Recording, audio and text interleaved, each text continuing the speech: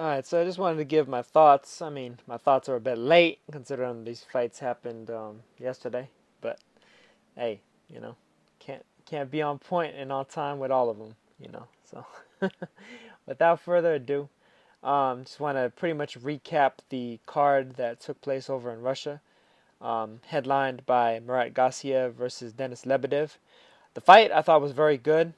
Just a solid fight, well matched fight, a fairly even fight by and large. I mean, the thing is, Lebedev was throwing a lot, he was landing a lot against Gassiev, but overall, just the force with which Gassiev was landing and the overall ability that Murat Gassiev was showing in order to kind of manhandle Lebedev around the ring, I think just kind of showed sometimes that just the youth and the strength can sometimes overwhelm maybe like the elder wiliness and the experience of somebody like a Lebedev who's been around the block more than a few times, who's fought some of the the best fighters, some of the top fighters at the weight division for years now. He's been around for a while.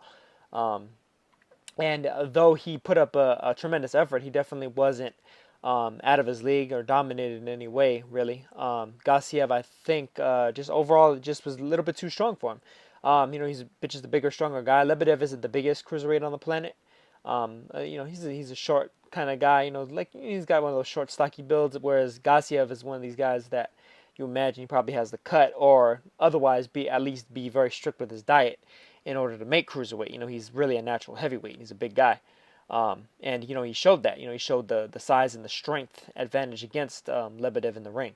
When he landed his shots, they landed hard. They knocked Lebedev back. You could like visually see Lebedev's entire body, move backwards when he got hit with a shot, or his head fling backwards when he got hit with a shot. That was just the force that Gassiev had on his punches. Lebedev, on the other hand, I mean, he was landing a lot of shots, a lot of very good shots, clean shots, but they didn't seem to really have that same overall hurting effect. Like they didn't have the effect part of the clean and effective punching bit, which is, I think, pretty much where he came up short, basically. I mean, of course, one of the judges actually scored it for Lebedev, which is, fair play to him. It's perfectly within reason. But really, I think that Gassiev really just controlled the action by and large. Because it just his strength is kind of what controlled the fight more so than Lebedev's volume. Lebedev's volume was definitely there, and he was definitely in it to win it the entire time. But I think that a 116, 112, 116 to 111 type scores for Gassiev is really like the most accurate that you could probably score this fight. The 114, 113 Lebedev, I think, is just being a bit generous to Lebedev. I mean, he put up a great fight, but all in all, I feel like he came up short, and I think that Gassiev certainly deserved the win. And it's a great win and a big win in the cruiserweight division, which of course is heating up. It's definitely heated up like this past year or so. We have the new champion Alexander Usyk with the WBO, of course. Gassiev just won the IBF, or wait a minute, was the IBF or the WBA that he won? Crap, you know what? Because I know one of these titles wasn't on the line. I know it was crazy. Uh, what? Yeah, it was for the IBF title. Yeah, the WBA. I don't know what the hell the WBA are doing, man. Those guys are crazy. They need to hurry up and unify these titles already, man. But that's a rant for another day. I mean, I've kind of made that known on some other videos as well. But in any case, Bebu Chumanov has their regular title, and Unie Torricos has their interim title. In any case, so they need to hurry up and start making those matchups or whatever they got to do. Who knows? Maybe Gassiev and Lebedev will have a rematch for both belts. Maybe this time. It's usually the way it goes, but I mean the WBA is just throwing a wrench in any types of plans to that have any clarity in these divisions. Man, it's crazy. But fantastic win for Gassiev, nonetheless. Of course, as I was mentioning, the different champions. Tony Bellew, of course, is the one that I neglected to mention before. As I went on my little WBA rant, he has the WBC title, although he's looking to try and fight David Hay up at heavyweight, or most likely at heavyweight anyway, barring any crazy catchweight demands from Bellew's side. So that's probably not going to be happening. So I mean, we have a pretty interesting potential round robin between all these fighters. You know, a lot of big punchers, fairly good boxers at the weight. I think it's definitely going to be very interesting in the near future for the cruiserweights. Which I guess I might as well give a little shot over to cruiserweight fighter that was on the undercard, Dmitry Kudryashov, who of course had a bit of an upset earlier this year. Who was the guy that he lost to? You know what? Kudryashov.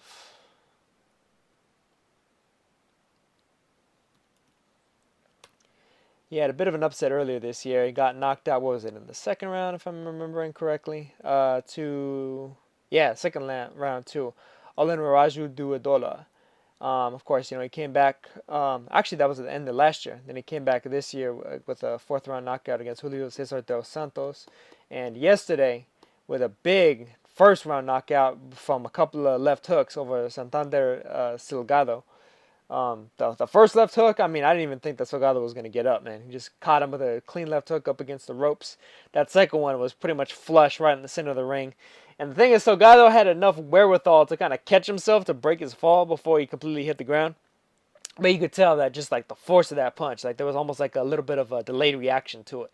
And it's like he caught himself, but he was still way too out of it to continue the fight. In any case. But Kudryashov definitely came back in a strong fashion with these last couple of fights. And of course, there was a little bit of that controversy with Durodola. I guess he had initially tested positive for some sort of banned substance, and then I guess they wound up actually like upholding it because they couldn't, because I guess they tested a B sample. I don't know if the B sample came back negative or what happened with that, but I guess Durodola was cleared in any case. But of course, Durodola wound up getting upset by Maurice Brady's earlier this year, a few months back, with a ninth round knockout. So he's kind of generally out of contention. So that kind of throws a little bit of shade on Kudryashov, the fact that the guy that knocked him out got knocked out recently by another potential top level cruiserweight. But in any case, Kudryashov is a huge puncher. I mean, he's basically won all of his fights by knockout. He had all of his wins. He's won in devastating fashion. He just comes at you, throwing full power on every shot. And I mean, he's one of these fighters that I think is going to be a live by the sword, die by the sword type guy. You either knock him out or you get knocked out by him. And speaking of getting knocked out, that'll lead me into the next fight, which of course is one of the big stories of the day with Julius Indongo knocking out Edward Troyanovsky with a 40-second knockout, man. He just caught him with a clean left, left cross right down the pipe. Right down the pipe, man. He just Troyanovsky is like almost like he forgot or didn't know how to fight a southpaw. Just came at him. His foot was on the inside of Indongo's, was lined up perfectly for that left hand, and it's like Troyanovsky almost like wanted to pull back, and he was almost kind of upright when Indongo hit him. So he caught every bit of that left hook, or not even left hook, left cross. Went down flat on his back, head pretty much like bounced off the canvas. Not too bad, but almost. And it was just nasty. Indongo just he definitely pulled off a shocker right there. Troyanovsky, before I was saying that Terence Crawford should go and try to unify those titles, try and collect all the belts if he can. I think that I was saying that Troyanovsky is a vulnerable champion. I thought he was hurt pretty badly against Keito Obata earlier this year, who he fought, what was that, about 3 months ago? And before Troyanovsky managed to knock Obata out of the ring and then knock him out after Obata managed to get himself back inside the ring and continue. But Troyanovsky, I think might have a little bit of a chin issue. I mean, Indongo managed to definitely exploit that if that is definitely the case, and just put a shocker out there in the world, and stamped his name down as somebody to be reckoned with. So who knows? Maybe we'll see a unification between Indongo and Crawford. As long as Crawford defeats John Molina coming up this weekend. Of course, there's also Ricky Burns out there. Who knows? We may get a chance to see a unification between them. I think that there's definitely some good opportunities for the man. You know, he's a new name on the scene, managed to burst on there. Kind of reminds me of how Jezreel Corrales knocked out Takashi Uchiyama last year in the Big Shocker last New Year's. Incidentally, Corrales and Uchiyama are going to be doing it again for this New Year's, so that'll be an interesting rematch. I'm not sure if Troyanovsky's going to want some more of Indongo, but I'm sure they probably had some sort of rematch clause in there.